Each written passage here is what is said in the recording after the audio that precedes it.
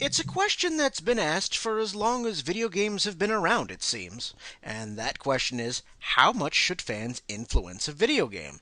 How much power should they have when determining how a game, or subsequent games, develop in a series? Should they have any sway at all and just allow the developer to do their own thing? What do you think? Do you think gamers are entitled to dictate the course of game creation? We give our thoughts and opinions on these questions right here on this episode of Downloadable Content.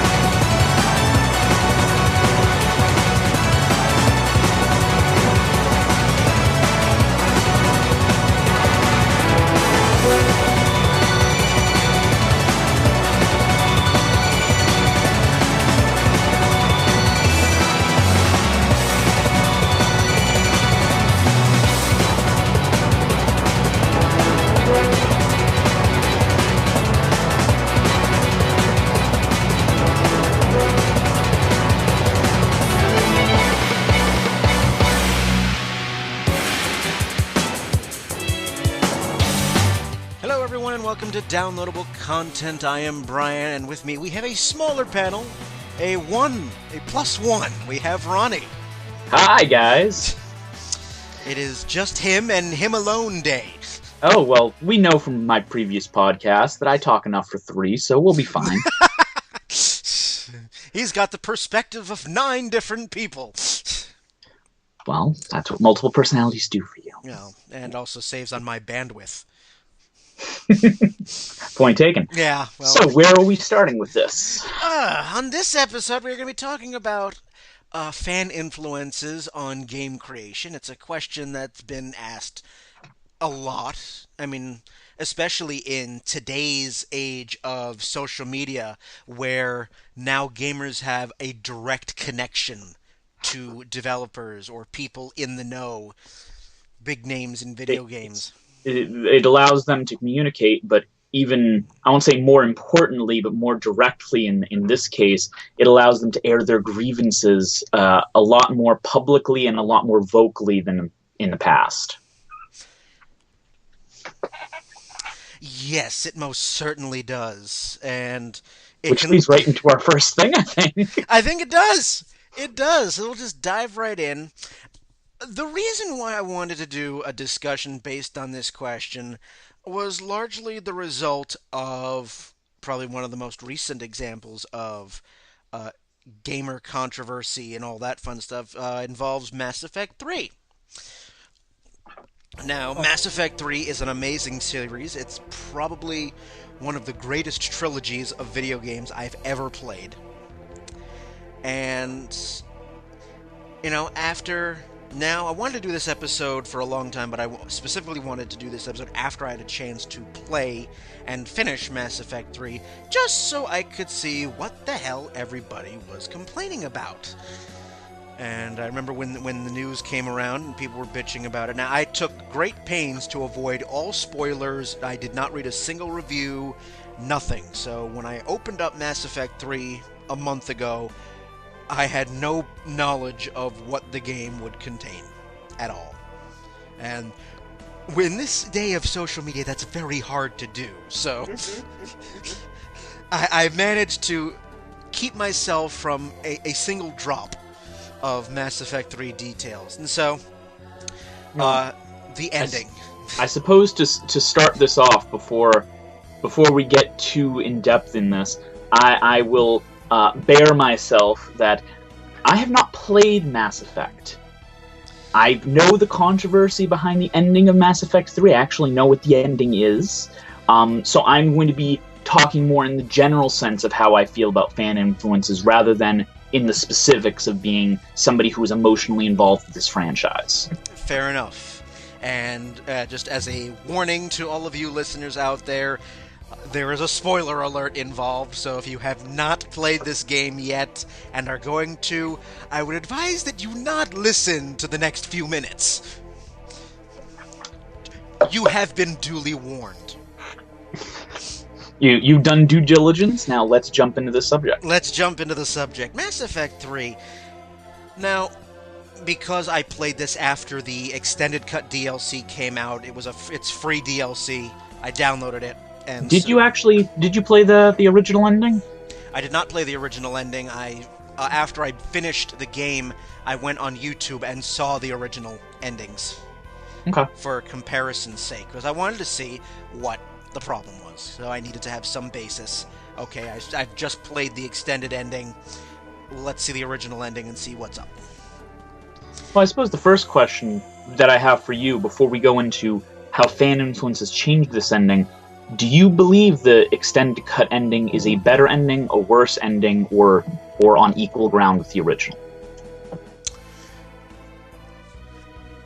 I would probably honestly put that as just a touch better than the original. Okay. The extended ending,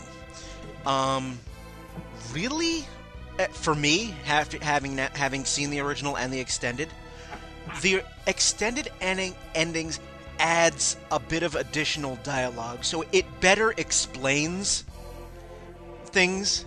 Okay. Leading up to the final cinematic. Basically, the original ending forces you to think a little bit on, how Shepard gets to the end, whereas the extended ending spells it out pretty much in black and white. Aside from some dialogue changes, the cinematics of the final ending were left largely untouched. Okay. Which I actually thought which made me happy. I was hoping that BioWare, in response to this small but very vocal minority of gamers, would not completely rewrite and completely change the ending. Well, here's the thing when you say small but very vocal group. Usually when they say small but vocal group, what's implied there is that the majority were satisfied with the ending. Now, a small but vocal group hated the ending. The majority of other people I heard who were not part of that vocal group, were relatively ambivalent towards the ending. I don't think I talked to a single person who liked the original ending. It's just that some of them weren't up in arms about it. Which is probably the best way to view that. I have friends who have played Mass Effect 3 that are on both sides of the idea, and I was on the side of I don't see the problem here. Okay. For me personally, the endings made sense. Okay. So that's fine. That's it. For me, personally, the endings made sense. I did not see an extreme radical departure. It might have been because of the way I built up Shepard over the course of 3 games. It seemed like the ending was a natural progression. Okay. Whereas people who might have played and built up Shepard differently might have felt the ending was a bit jarring. Depending on which path you chose. A lot of this, and a lot of fan influences of games in general, is based around the emotional attachment we get to the video game and to the characters. And that's a good thing. That's why we play video games. That's why video games are made. Of course. Because they're supposed to get us emotionally invested. And the ending is probably... as you know, I work in retail, and the majority of a customer's experience, the majority of what they remember is going to be what they remember on their way out the door. And it's the same thing with video games. The ending is what lasts. The rest of the game was great, and you'll remember the other stuff, but in a lot of ways, the ending is what leaves that final taste in your mouth, whether it's a good one or a bad one. Mm-hmm. And if you've invested, especially and I think the reason Mass Effect 3 was such a big deal was, first of all, it wasn't just a single game. It was the end of a trilogy. Correct. And it was a trilogy that got you heavily invested in the character, especially because of how important your choices in the game were. It made you feel like you were part of it. It got you invested in it. Absolutely. Exactly. And when you get to the end of something like that, it's the same with movies, it's the same with anything. When you get to the end of something like that, and if it doesn't satisfy you, it leaves a bad taste in your mouth. Now, in the past, in movies or TV shows, people would leave bad reviews. People would say bad things about it and encourage their people not to go to the movie. But with something like video games where you have downloadable content, you can express your displeasure and try to have them change it, this is one of the few medias where something like that is actually possible. That's very true. And, again, I mean, you are very heavily invested in your development of Shepard. It's, incredibly emotional. There's a lot of time. And again, every choice matters in some small way, and in sometimes a huge ways, affects the way the game gets played and affects the way the game is presented in terms of dialogue and plot.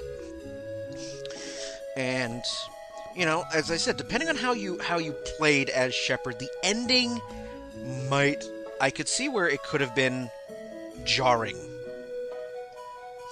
To me, the ending of the game felt natural if you played Shepard more toward the Paragon. Okay. Sort of. To me, from what I heard from people and from what I read from people, it seems like the biggest issue with that ending that caused people to be outraged about it seems like it was written for one specific Shepard with one specific set of choices that you made. And for any of the other sets, it's made it seem like the choices you made didn't mean anything. Because that goes back to what I was just saying. That's departure. That's what goes back to what I was just saying. Because I played Shepard as a more in the Paragon type of vein. Yep. The ending felt like it suited that sort of character development. But if you went in a different direction with the character, then it would seem out of character. Yes, I could understand where, say, if you played as Renegade for the entire trilogy, I could see where the ending would feel completely out of character for Shepard. I was going to say, I suppose, I think one of the major questions for this was, why did they only use one ending for this? Why didn't they, at least give alternate variants to the ending to make it seem more like your choices throughout all three of the games had a direct effect on the ending?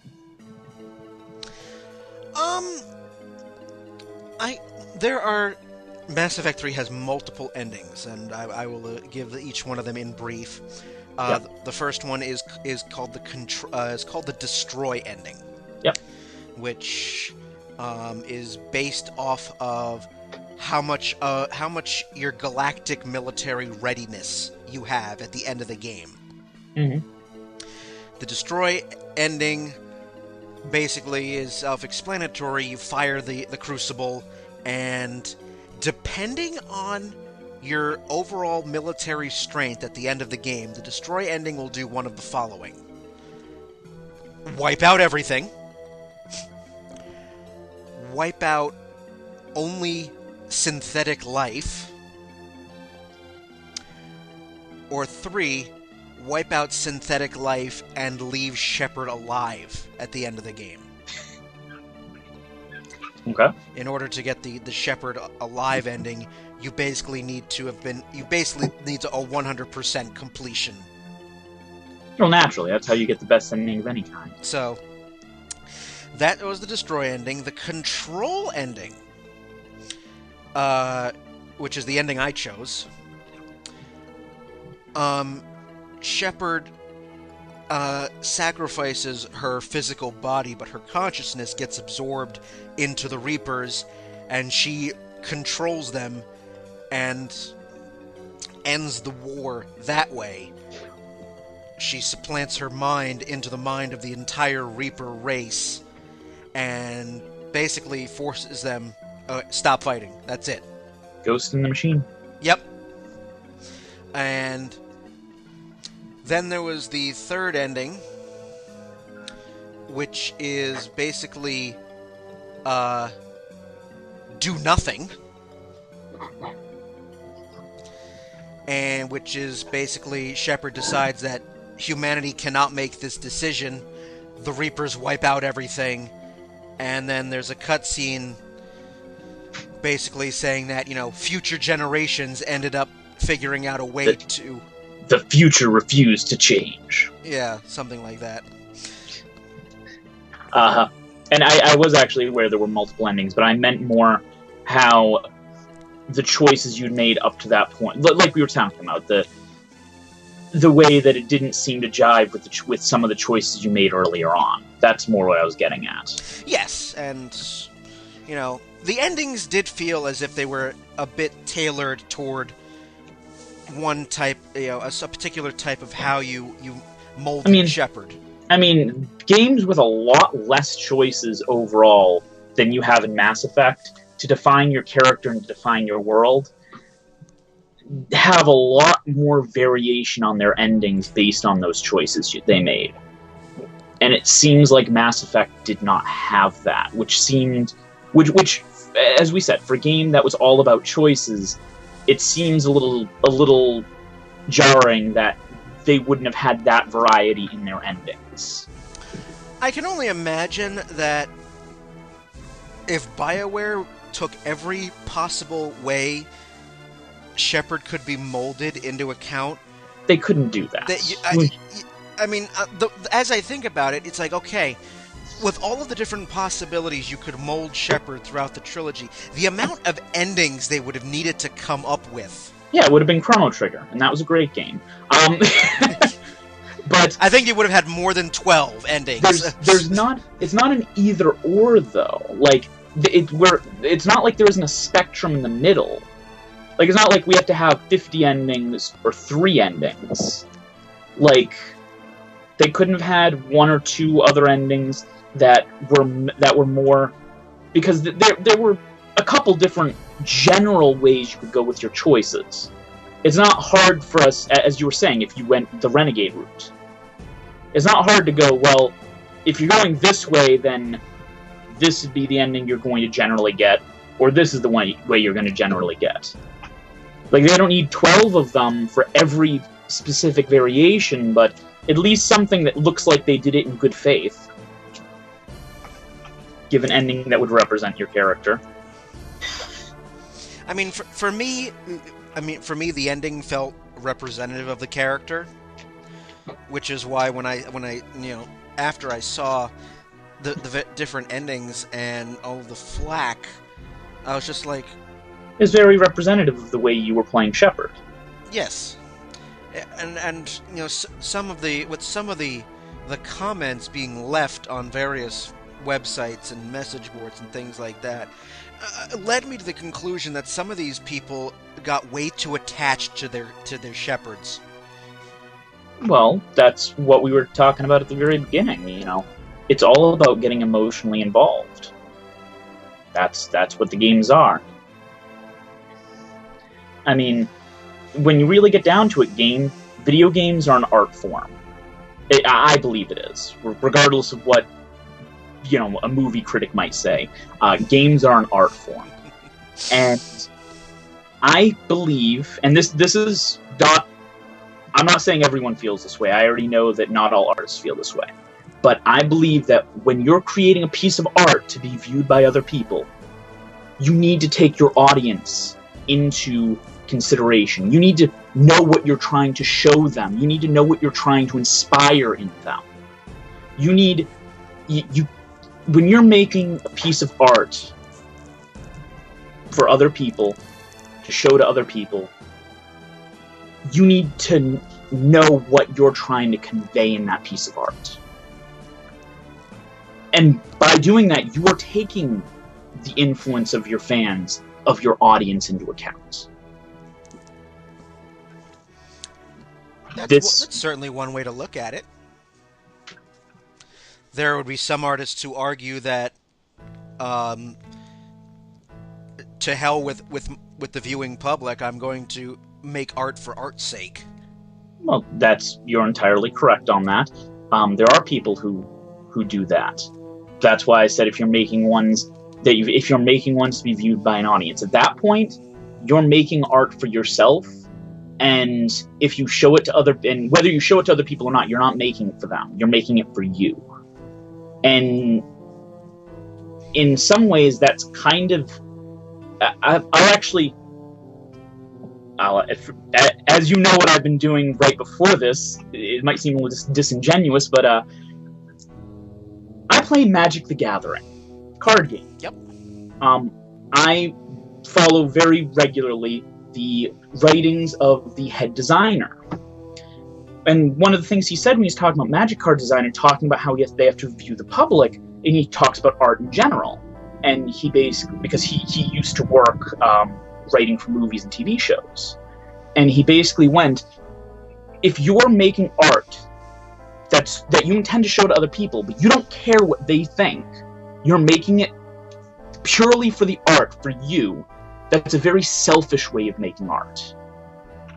You're making art that you're going to sell to other people, that you're going to show to other people.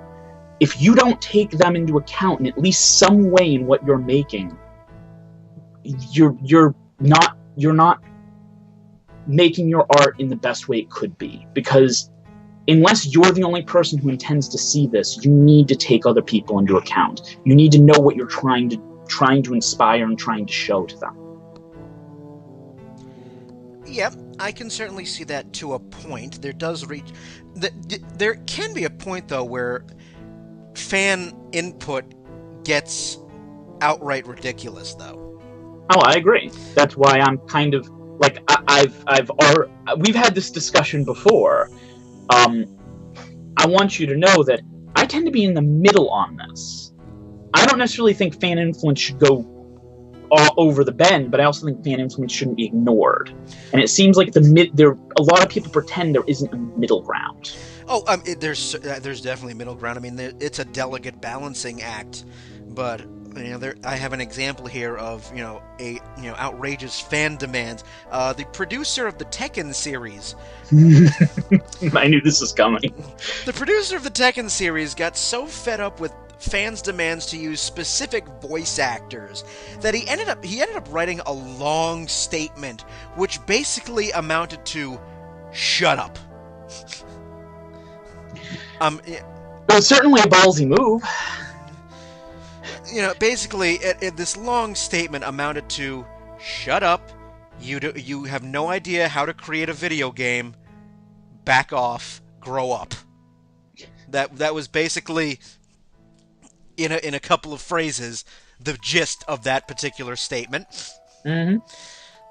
And, there are certainly developers out there who do listen to fans. It's creating a dialogue, it's creating a balancing act.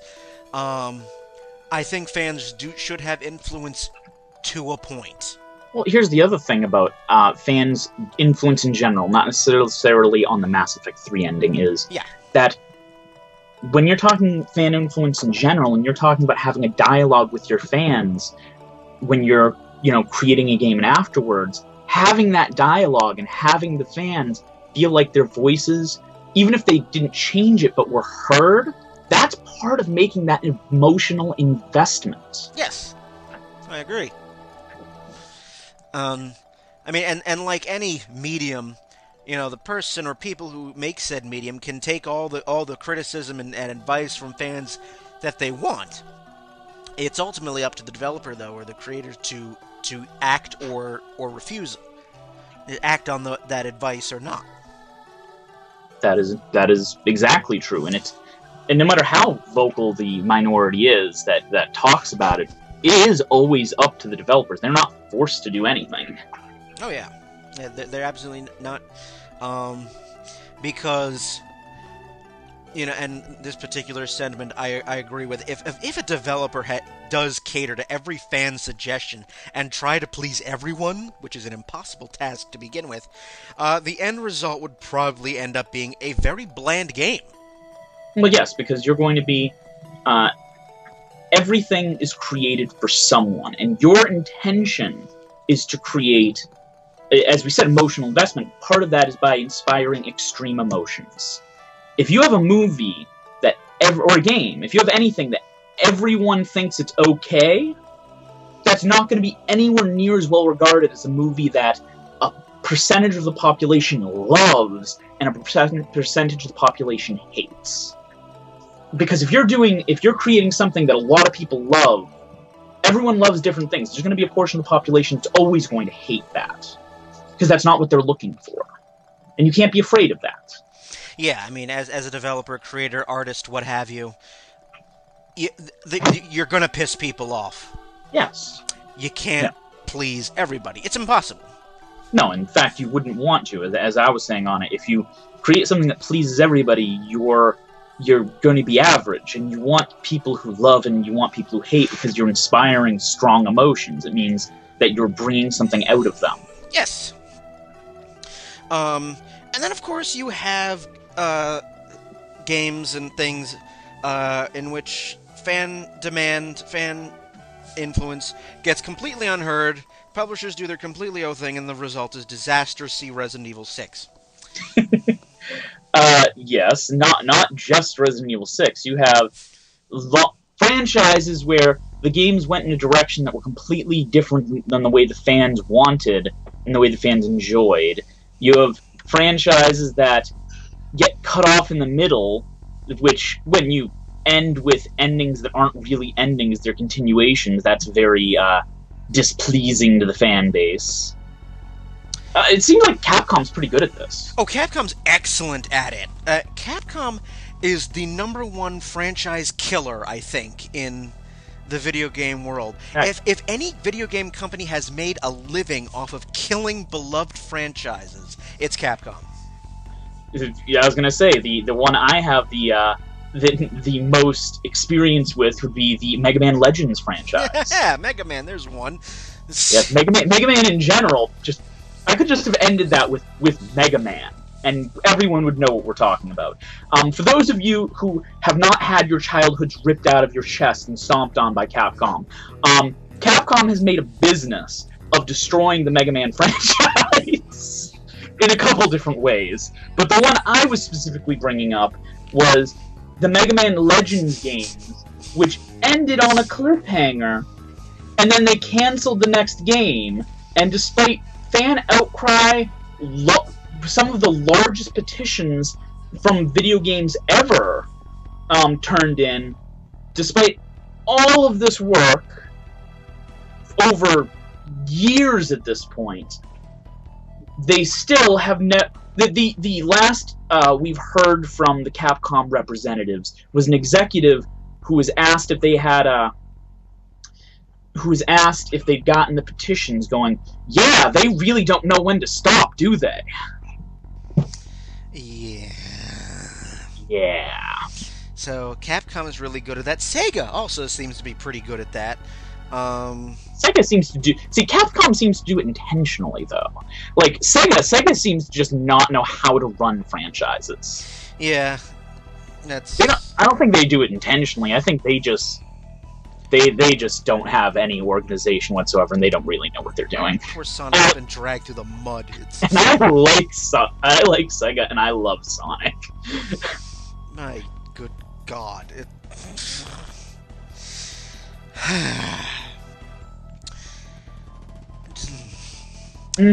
Yeah. Well, as we're talking about this, we always have to bring up the current generation of Final Fantasy games. I know you have several strong feelings regarding those. I really do. It's not just me, and I've thank God I'm not the only one who thinks this, but... Oh, I'm well aware it's not just you. I don't necessarily agree with you guys, but it's a very large amount of people. It's just that, the recent spate of games just seems like it's just the total focus on graphics and disregarding everything else, it seems. I'm not the only one who thinks this. Oh, yeah, you are definitely not the only one who thinks this. I just provide the opposite perspective of somebody who enjoys the current generation of games very much. Yes. That's your opinion. It's wrong. No. That's your opinion. You're certainly welcome to it. I'm not quite sure how far you're going to get in life with the attitude of being wrong, but... But no, it's certainly a valid opinion. I know you do enjoy the recent Final Fantasy games. I don't. Although I will make exception for 12. I enjoyed that very much. Well, are you worried at all by the fact that Final Fantasy 15 was originally planned to be part of a different series? It was originally supposed to be Final Fantasy Versus. Yep. 13. I knew that. I've never played any of the Versus games, so I really didn't have too much of a voice in that. Well, I meant more. Are you worried that it wasn't originally going to be its own numbered game? It was supposed to be part of the same world as the series of ones that you are not a fan of. I never really paid much attention to it. I mean, because it was the fact that it's now 15. I'm going, okay. I'll reserve judgment. Okay. After when the game comes out, I don't usually get too heavily invested because things are always so subject to change until the game's release. Well, that's exactly true. So that is a very mature and respectful way of putting that, Brian. There's none of that. We are part of the gamer populace. You should know this by now. Oh yes, I should always have unbridled rage. That's exactly right. You need to remember that. Keep it in the back of your mind. I should always have unbridled rage and speak in all caps when mentioning something that displeases me. I'm sorry. I'm sorry I took the high road. Thank you. We won't have to take away your gamer card yet, but you're on notice. I'm on notice. Playing games for almost 25 years and I'm on notice. Fan influences can be a good thing, though, especially going into to Kickstarter. Kickstarter has been a huge method for people to get money to make the games they want to make without having to get publishers' money behind them, and it's a great way for them to get the fans' opinion on the games that they're making. Before you progress with that, because I'm going to do, we're getting near the halfway point here. I think we're going to devote the second half largely to the Kickstarter aspect, because I think that's a good way to go. Okay. Sorry for jumping ahead. That's okay. It's what we do. There was a really good article. This is the last thing that we'll chew on before we cut to break. Talking about you started with fan input as a positive. Yep. There was a really good article I read recently leading up to this episode on digitaltrends.com, which talks about how much influence should fans have on game developers. And in the article, bringing up the point that fan input can be a positive, the article quotes a CEO. His name is Michael Hartman. He is the CEO of a company called Frog Dice. Okay. He is quoted as saying, "In my 20-plus years as a game developer, I've lost count of how many times fans and players have affected or altered my designs, storylines, and plans. My core vision for the game has remained the same, but beyond that, nothing is sacred. Games are an interactive medium, and that is a strength. Furthermore, modern games can be changed, tweaked, and improved post-release. If these are strengths of the medium that movies, books, etc. do not enjoy, we should embrace these strengths, not run away from them." Right now, we're really on the cusp of something, in that before the, I won't say before the internet, because we've had it for a very long time, but before we had our PS3s and our Xbox 360s connected to the internet 24/7, mostly the PC was the only place that you got patches and that you got changes. Well, now that it's just something that all video games enjoy for the most part, now we've reached a point where it can become more interactive, where they can add things post-release, where they can give you extended endings or a playable epilogues that they can do after the release of the game, when they hear from the fans. And right now we're on that edge between the way it's always been, where a game is released and that's it. It's set in stone. It's like a book. And the future, where at least I view that games are going to be more of an interactive medium. in a world where there will be more things after the game is released, which they're already moving towards. And you have that line in between them. And I think that frightens a lot of people. How much influence should people have? They see it as either or. Either they're going to have to listen to all the fans or none of the fans. And this is a world where it's going to be down the middle. It's going to be a little bit of each. Yes. I can certainly agree to that. I'll also argue that the demands placed on developers by publishers, marketing people, PR people, probably does far more damage on a game's creation than fan input. Yeah. I mean, how many times in movies, video games, and TV series have we talked about executive meddling? It happens a lot. Yeah, if you talk to any director and ask them which is more likely to ruin a series, the fans or the executives, I'm pretty sure you're going to hear executive meddling as by far the number one thing that destroys their vision. Because the developer has usually one idea, and the publisher is, well, to make money, you need to do this, this, this.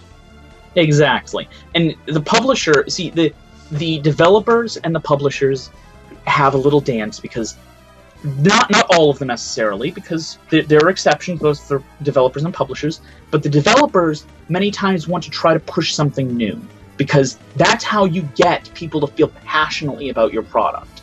They want to try to do something different, something that's going to get people behind them, so their thing is going to be something other than just a replica of what's come before. Meanwhile, a publisher wants to play it safe. They want to do something that they know is going to make them their money back. They don't want to put forth a risk where they may be throwing their money into a black hole. Yes.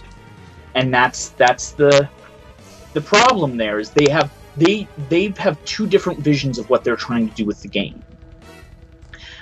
I think the reason fan influence isn't quite as destructive as executive meddling is because fans' influence tends to want to make a game more original. Wants it to be something other than everything else. Yes, I mean, and also a fan's input or a fan's criticism or advice usually doesn't involve, hey, ex-developer, this is how you can make more money. Yeah. And also, a developer can accept or chuck the fan influence as they will, whereas a marketing or a publishing executive, what they say has a little bit more weight. Yes, but they still chuck it occasionally. But oh yes, you have to balance that kind of chucking. Yes. You have to be aware of otherwise, otherwise you have lost your ability to put this game out. Otherwise, you'll be going to Kickstarter, like we were talking about a couple seconds ago. Yes, which is actually that's actually a good segue, because that leads us to indie games and how a lot of indie games end up being crowdfunded, and with those types of games, fans have probably the most direct sway on how a game. We should probably be taking that intermission before we get into this, then. Yes, that's the segue. That goes into our second half. We'll talk about indie games, Kickstarter, crowdfunding, and how fans have a direct line of communication to the developer and have a direct voice on how the game gets shaped. That is in our second half. We will continue this discussion when we return after you have some music. We'll be back.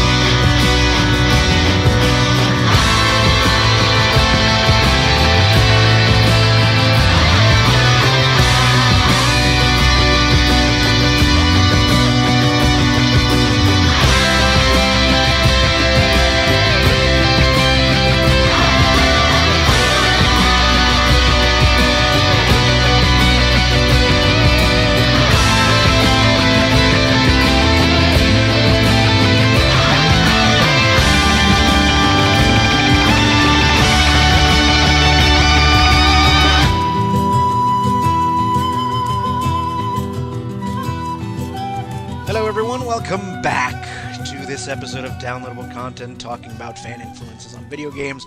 Ronnie's still here. Hi, guys. He hasn't gone away.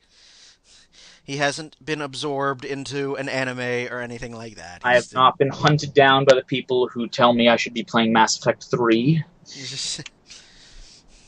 Not yet, anyways. Not yet. So, we've talked about influences fan influences on video games, positives, negatives, in-betweens, differing viewpoints, things like that. And at the end of the first half, we're going to segue into indie games primarily, games that are crowdfunded via Kickstarter and related sites, where fans have a direct influence on the development of the game. So, Ronnie, you were so eager to start that part of the discussion. I will let you start it. Okay. Well, I haven't been around quite as long as some people on Kickstarter, but I've donated quite a few games, and I've been able to see the influence that the fans, myself included, have had on the games. Between just a couple of examples, Hero Fodder, which I think, Brian, you should definitely take a look at if you've never heard of, where you're playing a slime from Dragon Quest, basically, who realizes that if you defeat heroes and humans, that you can level up too, and he makes it his job to save the monsters from the evil humans that are trying to annihilate their homeland. AKA your typical adventuring party. It sounds a bit like, which Dragon Quest was it? It was I think it was 5 or 6, where one of the main premises of leveling of the game, where you actually took on monsters that you encountered in the field, and they became part of your party for the entire game. And then you have things such as Double Fine Productions that did Broken Age, which at the time was just called Double Fine Adventure, which is one I'm very excited about. It looks amazing. They actually just did a write-up in Game Informer last month about it. It was a huge success. I'm pretty sure they raised, actually, I can check right now, $3 million to produce the game. It was, Now describe a bit, how something like that works. How does a fan exert, the direct influence? Because, I've seen crowdfunding campaigns on Kickstarter for indie games where, they're simply just trying to raise the money to make the game. Well, in a lot of cases, in most of them, they have they have a couple different ways of doing it. Some of them have special members-only forums where people will put up, things that they're working on in the game. They'll ask for people's opinions, which will give a lot of things like that. You have ones where if they have specific designs or specific things, they'll have the funders who funded towards it vote towards which ones they like. I'm pretty sure Broken Age, actually, that's how they got their title. I know that's how Project Gianna became Gianna Sisters Twisted Dreams, where they gave a couple different options for people. They asked for people to put forth options, then they took what they felt the best ones were, and then they had people vote on which ones they liked, and that's how the game got its title. Okay.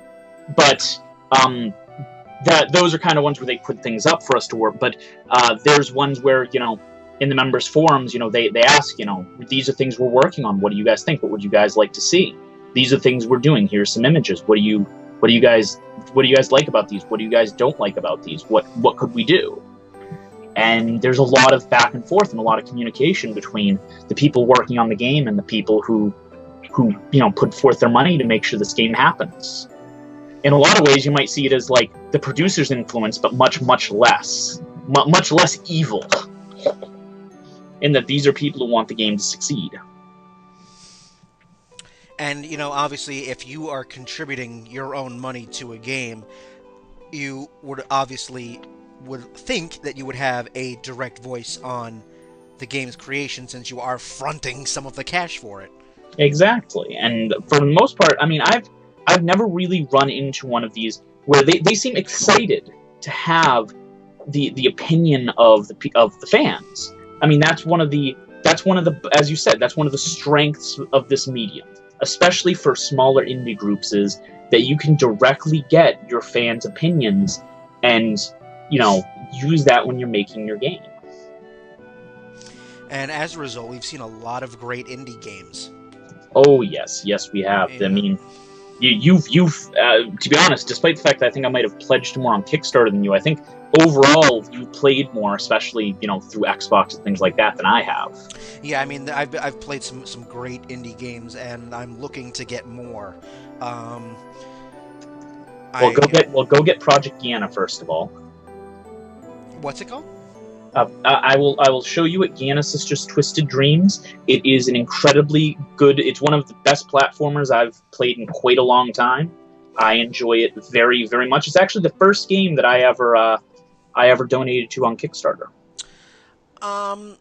Speaking of platformers, the one I'm in the middle of playing, Battle Block Theater, which is by the Behemoth. They're also the same studio behind Castle Crashers and Alien Hominid. Okay, I've heard of Castle Crashers. Castle Crashers is a side-scrolling fighting game. The type of play is kind of like Streets of Rage-ish, but much harder. When I started playing, I'm like, oh, this is like Streets of Rage. This will be fine. No, young Bucky. To bring this back to the subject, what indie games have you heard of that have used fan suggestions and fan influences in their creation? I'm thinking, because I have not played too many indie games. I'm just thinking. Some of the games I know that were funded via Kickstarter. Saturday Morning RPG. Dive Kick, which is a fighting game that only uses two buttons, dive and kick. Dive kick. You can dive and kick. I'm not making fun of it, but that just sounds funny to me. There was, when I was at PAX East, I spent a lot of time in the indie area. Well, naturally, I mean, here's the thing.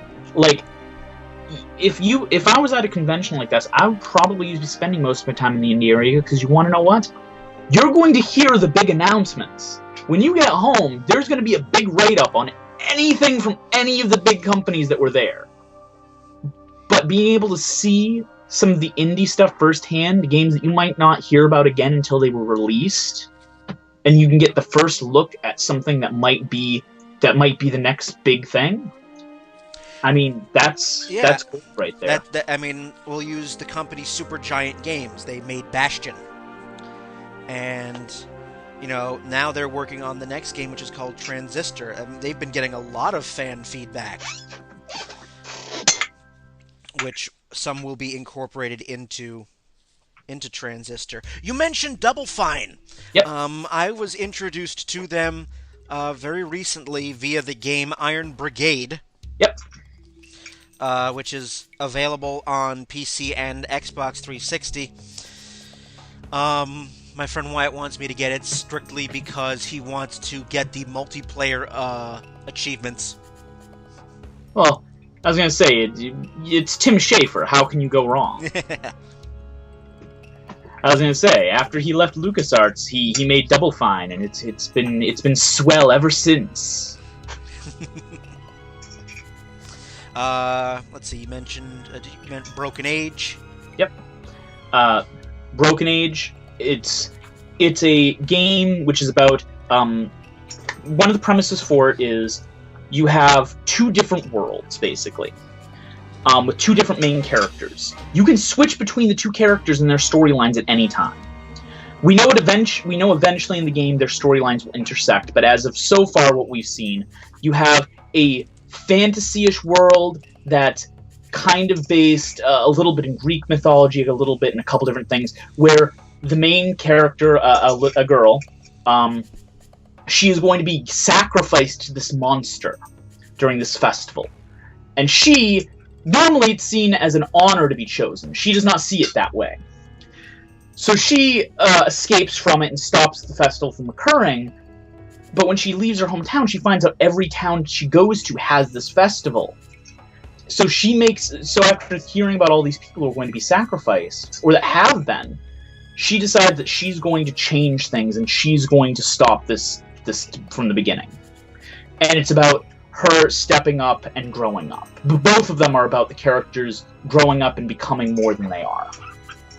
The boys one is based in a sci-fi world where he is, I think, we haven't been directly told, but it's believed he's the last survivor of a planet or race or something like that. But he is the only human alive on the spaceship, and he has an AI that is... the whole purpose of the AI is to keep him happy. But the AI still thinks he's like 8 years old. So it has like carnivals for him, and he's... The best picture I ever saw, one of the first things I saw, was him with like him on a because they can do illusion technology, they can do that kind of stuff, with him at a carnival, with him with this dead fit look on his face as things are running around him, with the most like unhappy look ever on his face. It's great. And he has to find a way to hack the AI, take the ship and find a planet and basically make his own choices in life. That's a lot of what the game is for both of them. It's the story of growing up. I mean, a lot of these games, which want the fan feedback, they want that input, because especially for an indie developer, I mean, they're trying to get off the ground, so they want to know what works, what doesn't work. Well, also when they're trying to do something. When they're trying to do something so creative, they're trying to do something so different, more perspectives are good, not bad. Yes. When you're trying to be different, the more talking, the more communication, the more you can hear, the more you can find out what people think, the better you can do it. Even if you don't do what they necessarily, even if you're not doing exactly what they say, hearing about what they want can directly influence what you think you want them to see in the game. There was a game I saw at PAX being made by a company called Metalhead Software. They're making a game called Big Fly Baseball. It's a baseball game. And you could obviously tell it was in development, and they were actively looking for feedback. And I had some hands-on time with this game, and gave them some good criticism. I mean, overall, it looks like it's going to be a fun baseball game, and they got a lot of great feedback after the show. Well, during and after PAX, so they've got a lot to work on. You have other games like Super Meat Boy. Mm-hmm. Definitely. Which I've been told I have to play it. I've also been told that'll also throw the controller in rage. Well, yes, but we grew up with the Nintendo generation. That's nothing new. For us. Yeah, that's nothing new. I mean, same thing goes for the controllers now are just the controllers now are just a little bit less robust than they previously were, so we can't do it quite as hard. Yeah, and they're also more expensive. It's like you break your Xbox controller, and, oh shit, that's $40 that I'm not getting back. Well, yes, but you also have the old controllers like the NES one where you could murder if somebody's coming into your house to steal things, you can murder them with your controller. Just be careful, because they will consider it a deadly weapon. May be used against you in a court of law. Yes. Do we think that there's any particular negatives about allowing a crowdsourced game, a crowdfunded game, to be so open to fan feedback? Well, let me reverse this for you. Of course you would. Do you see the negatives in a producer holding the purse strings, being able to tell the developers what they can and can't do with their game? Oh, there's a lot of negatives there. There's a lot of negatives. There definitely is. But, despite the fact that we may complain about it, since they're providing the money for the game, they need to have a voice in it. Whether we complain about the producers' feedback or not. You know, if somebody came to my house and was going to build me, let's say, a deck, but they didn't ask me what I wanted the deck to look like or how big I wanted it, and when I complain about how it looks, they tell me that they're just going to take my money and they're going to give me what they want to. But I would be very unhappy with them. Same way with the producers. If they're providing money for the game, you know, that first of all, they have to trust the developers at some level to be able to do this, but they still need to have a word with what's being done. I believe it's the same thing with crowdfunding. We're providing them the money to be able to make their dreams come true, to be able to make the games they want to make without the handcuffs that come from working with the producers. In return, I mean, is it too much to ask that we have an opinion in the game? No. I mean, especially if you're the one, you know, fronting the money for it. I get the sense, though, that because you are... Well, this doesn't usually happen with indie games so much, as more so of the big companies. It's just that, you know, if you're the one holding the money and fronting the cash to develop the game, I feel that there could be potential for a bit of abuse in terms of development. I can see that. Like, making too many demands on the developer. Well, yes, but, I mean, there's the other way of going with it, where as the people putting forth the money on Kickstarter, we still, once our money's gone, we don't have the ability to hold the purse strings, you know, close them like the producers do. Yes.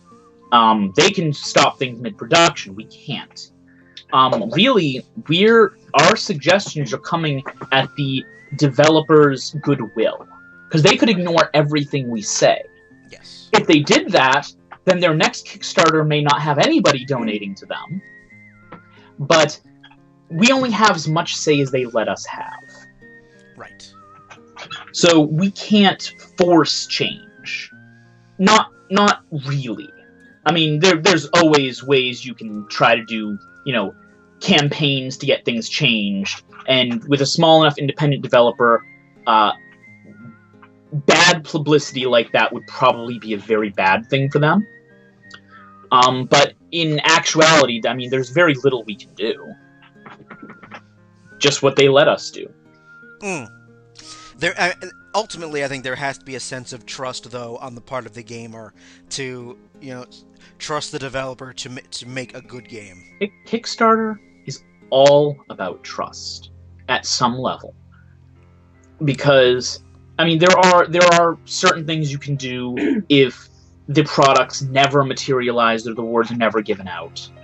But really, when you're getting down to it, what you're doing is you're saying, this person wants to make a game, and we believe that you can make something that we are going to want to play. So we're going to give you the money to do this. We trust you to make this, so we're trusting you with our money and our time. And you take that, and you do something wonderful with it. And that's the heart of Kickstarter. Then, of course, you have an instance where trust is completely eroded and Kickstarter crowdfunding fails miserably. Yes, sir. I have not been part of one of those yet, but I know they exist. They exist, and the one I'm going to bring up is the most recent one. Shadow of the Eternals. Okay. Shadow of the Eternals is was, depending on how the rest of development shakes out. It's supposed to be a spiritual successor to Eternal Darkness. I remember you talking about it and linking it on your Facebook. I looked into it, but I don't really know particularly anything more since then, so I don't know. They were okay, it was being made by Precursor Games, which was made up of staff from Silicon Knights. Yep. Silicon Knights went under. They went down in fucking flames because Epic sued them out of existence. Yep. So you know that much. I actually, well, I know everything up to when you linked the stuff a couple months ago. I do not know how they went down in flames. I know from when they started their campaign. I don't know what's happened since then. Well, Silicon Knights went down in flames because they stole code for the Unreal Engine from Epic and tried to pass it off as their own. And well, naturally, that's illegal. Yeah, they tried to. They then had the brilliant idea to try to sue Epic for inferior product, and then Epic looked at it, and went, "Wait a minute, this code looks familiar. Hey, wait a minute," and then countersued. And won lots of money, I'm assuming. Oh yes, they basically Silicon Knights went down in flames after that point. So. Precursor Games decided to attempt to make a spiritual successor to Eternal Darkness, which is something I want. Eternal Darkness, Sanity's Requiem, probably one of the best games I've ever played. And they were looking... You want this to work. You want this to be good. I do.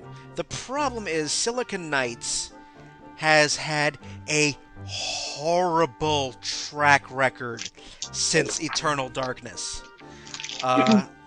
There were games in development hell for so long, like Too Human, which ended up being a flop. And then X-Men Destiny, which they pulled off the shelves, if I remember correctly, didn't they? That was part of the law. That was part of the judgment that Silicon Knights had to pull all unsold copies of X-Men Destiny. I heard that was actually a very good game, which makes me a little bit sad about that, because I never had the opportunity to play it. And you're not going to. So... Oh, are you sure? I bet there's ones I could buy on eBay for a couple $1,000. Well, that's probably true, if you had $1,000 to spend. But yeah, if I had $1,000 just laying around, I'd probably use it to buy a bigger mansion with my bunnies. You would. Yes, sir. So... they tried to raise $1.5 million. And first they tried to raise the money via their own website. So they created a page that looked, smelled, and played just like a Kickstarter page. Yes, that's what you showed me. And then they eventually went to Kickstarter, didn't they? They ended up making a separate Kickstarter campaign for two reasons. One, because if you had contributed money to the site, Precursor Games site, directly, that money was taken immediately. It wasn't like Kickstarter where you only get charged if the campaign gets funded.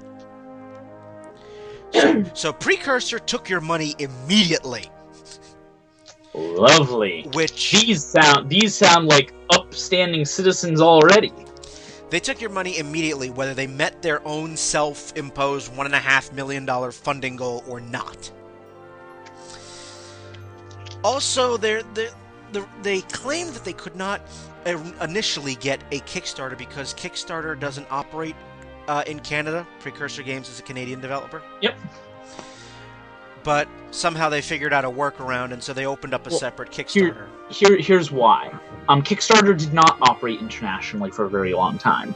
I believe in the middle of what they were doing, they opened up, Kickstarter created a separate policy opening themselves up to Canada and most of Europe. I know at least the UK. All right. Well, be that but that was them changing something. That wasn't anything. So they opened up a separate Kickstarter. And with at least half the Kickstarter had gone by, so they had it up for a month, and about 15-20 days had gone by, and out of the $1.5 million they were asking for, they had raised less than $300,000. That's not good. Gamers really do not have any faith in Silicon Knights or its new company, Precursor, and more specifically, they don't have any faith in the guy who runs both studios, Dennis Dyack. For those of you who have seen the movie or the musical, The Producers, you'll understand this reference. Dennis Dyack is kind of like the Max Bialystock of video game developers. Promises everything, takes all your money, and then delivers a flop. So that was one example where a failed miserably, and that was an issue not only of bad press but no trust in the developer at all. And as much as I want a sequel to Eternal Darkness,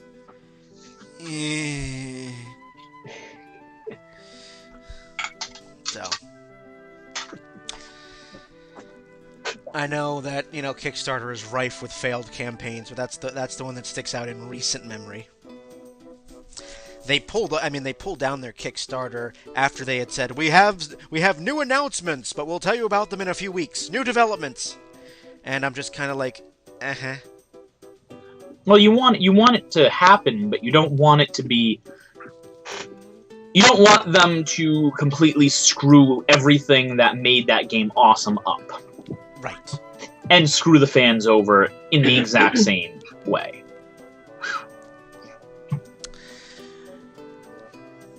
So that's basically that. But I mean, Kickstarter, especially with the indie community, can work very well. It's a place where fans can directly have a voice, and usually for the good. I mean, I think that what we're seeing now is like I mentioned earlier, I think what we're seeing now is the beginning of the way things are going to be going in the future. We're going to see a lot more of this as time goes, and we're going to find, we were talking about how there needs to be a balance between the two sides of whether fans should directly influence the game or not, and there needs to be a middle ground. And I think in the next couple of years, we're going to see them searching for that middle ground. Right. So I think we should wind this down, because I think we've had enough of this, unless you have anything more to add. No, I think I've talked enough, thank you. So, basically to sum up, I do think fan influence can be a good thing to a point. I don't think that developers should compromise their artistic integrity completely. But there are times where, fan influence can certainly be positive. I think developers should take on, at least listen to the criticism, constructive criticism and feedback, and then go from there. Because we've obviously seen some things that happen when they don't. Yep. And it will continue to remain a delicate balancing act, especially as we progress forward, as indie games continue to grow in popularity and playability, and as we also press forward to the 8th generation of upcoming consoles. Yep. So which you were just talking about last episode, if I recall. We were talking about E3, so. Well, yes, but I mean, the console releases were a major part of what you were talking about. Yes. So. Alrighty, so if you guys out there, you in the wide world of the internet, have any... Want to have your fan influences heard. If you want to have your influences heard on this episode or any other episode of Downloadable Content, or if you want to get in on any future recording... Yes, obviously you don't need to have any, actual knowledge of anything, because I just talked for an hour about Mass Effect 3 without ever playing the game. Yes, you can talk out your ass for an hour plus and think nothing of it. That's the joy of this program, you see. Very fine, sophisticated program. We'd love to have more people. We always love to have people. We always love hearing different voices, different perspectives. It makes for some very interesting discussion. So if you want to get in touch with us, you can get us on Facebook, facebook.com/downloadablecontent, on Twitter @DLContent. You can email dlcontent1@gmail.com. You can listen, download, find these episodes, all episodes, on iTunes, YouTube, and Stitcher. So, a billion different ways you can get downloadable content into your ears. So, With that said, I would like to thank Ronnie for giving his 2 cents on this on this particular issue. And on that note, we will see you next time. Have a good one, everybody.